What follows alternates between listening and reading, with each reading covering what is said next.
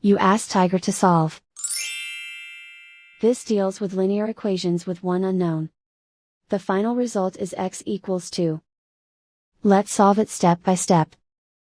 Simplify the expression. Break up the fraction.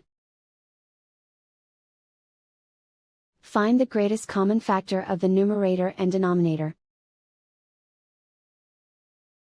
Factor out and cancel the greatest common factor.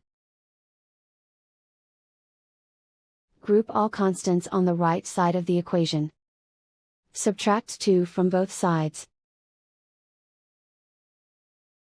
Simplify the arithmetic.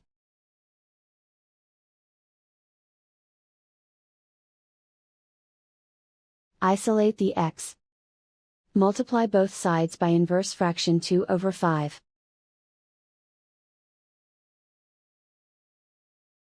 Group like terms.